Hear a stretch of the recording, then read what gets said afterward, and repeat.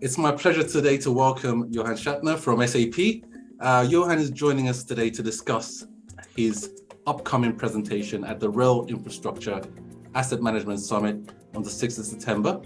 Johan will be presenting with Urs Gehrig from SBB on future-proofing railway infrastructure asset management with SAP. Johan, it's my pleasure to have you on board today.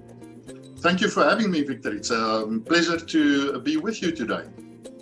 Johan, your presentation title is Future-Proofing Railway Infrastructure Asset Management with SAP. What, in your view, are the mega trends driving the need to improve rail asset management at present?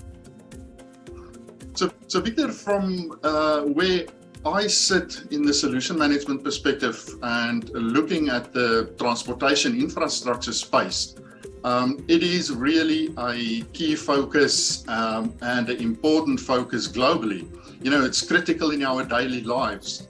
But it's fair to say that building and maintaining this infrastructure is increasingly a challenging endeavor due to global population growth, environmental impact, stakeholder requirements and activism, and limited resources. And it's also, if you look across the globe, economies are facing an aging infrastructure problem with a looming infrastructure cliff. And depending who you read, figures are put at the $18 trillion underinvestment problem. So it is likely that investment in infrastructure will grow significantly in the future to meet productivity and safety requirements. And from an SAP perspective, you know, we see information technology will be the centerpiece of future super efficient and profitable rail infrastructure asset management. And SAP is uniquely equipped to help the world's rail infrastructure run better. In regards to your work with clients across the globe, how are they attempting to manage this one in terms of the daunting tasks facing them? So it certainly is, rail infrastructure asset management is a very interesting asset management space. And I would like to answer that question, first of all, to say, approaches I've observed that customers follow vary significantly, driven by factors such as entity, you know, is it public or private, the role of the organization, is it the owner, an operator, or a service provider, geography, you know, different rules and mandates apply to different countries across the globe. And then organizational characteristics, you know, the vision of the organization, its digital maturity, and the asset lifecycle focus. You know, are they focusing on the construction and building phase, or the operate and maintain, or is it a truly cross-asset lifecycle focus? Now, the problems that I see customers trying to address, I want to categorize that into three categories. And the Cynefin framework provides a very nice structural framework in which I want to position or explain this a little bit more. So first of all, I would say it's fixing the simple and the obvious problems, you know, sort of the known knowns. And here we look at solutions that's been around for a long time. Think about core asset management solutions. We've got best practices, and it's all around revitalizing your core rail infrastructure asset management functionality. And it's, you know, something like bringing the GIS world and the ERP and enterprise asset management worlds together. So it's really clear solutions are available, and it's just a matter of doing that.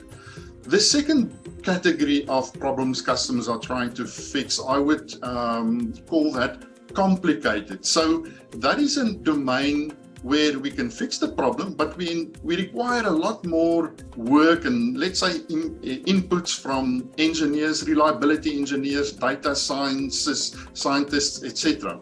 So here I see customers having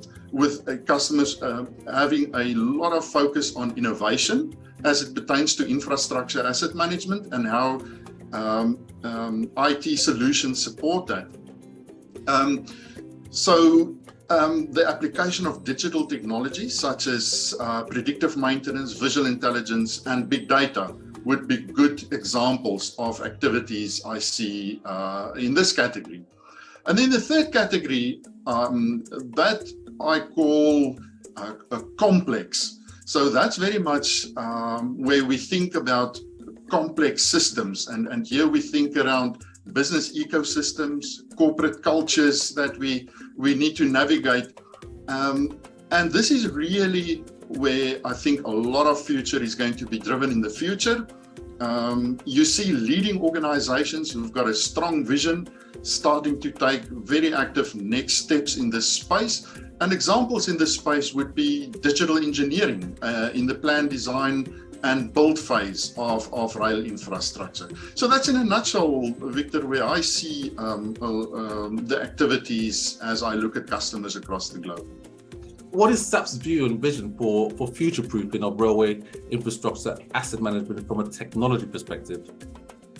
From SAP perspective, we say run simple and intelligent with a core focus on 3 pillars. And those 3 pillars that we need to focus on are weaving the digital thread, working with n-dimensional digital twin, and business network collaboration.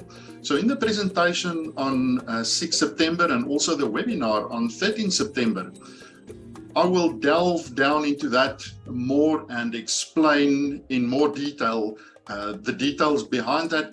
But at its highest level, that is how SAP sees the future, Victor. It's focusing on those 3 pillars to drive improvements in rail infrastructure asset management. What do you see as the potential future for rail infrastructure and rail services in the future? Victor, for me, and this is also for SAP, this is absolutely a key focus and part of the strategy. It is about intelligent networks. I see the future where companies are able to navigate these complex networks, because at its heart, it is not necessarily a technology problem. The technology exists. It is about navigating this future where people work together. If you think a very simple example would be the interests of OEMs versus the operators. And obviously everybody wants to monetize whatever data is available. And, these things needs to come together to drive efficiencies across the whole ecosystem. So if I look to the future, for me, it is intelligent networks that's going to drive a lot of business value for organizations within this asset management space. And obviously, coming back to the conference that we are going to be hearing your presentation at on the 6th of September, we're going to be hearing from a lot of the industry in regards to some of the projects that they are delivering in their goals to meet these challenges. I mean, what are you most looking forward to, I guess, hearing from the industry on the 6th? Look, from my side, being very interested in this industry, it is just good to be part of a organization or an event where you can just listen to what people are doing across the world. It is just good to listen to people, learn from people, and also share your own experiences. So in a sense, it is about the community. For me, it's always a community makes the industry strong. And it's honestly, I think if I work across many asset management domains, and I must say one of the domains where I find the people are the most open to share information is railways. And so I'm really excited about that and to be part of that community. And Johan, finally, I'd like to say, obviously, thank you very much for giving us your time to share your views and thoughts on this very important topic and your presentation title for the upcoming summit. We look forward to seeing you on the 6th. I'd like to remind our audience that Johan will not just be presenting on the 6th at the Rail Infrastructure Asset Management Summit, but he will also be hosting SAP webinar on the 13th of September, the week after, entitled Rail Infrastructure Asset Management in the Digital Age. So be sure to book your places for that, as it is free to sign up. Johan, once again, thank you for joining us today, and we look forward to seeing you at the conference. Thank you, Victor. Looking forward to see you on the 6th. Bye-bye.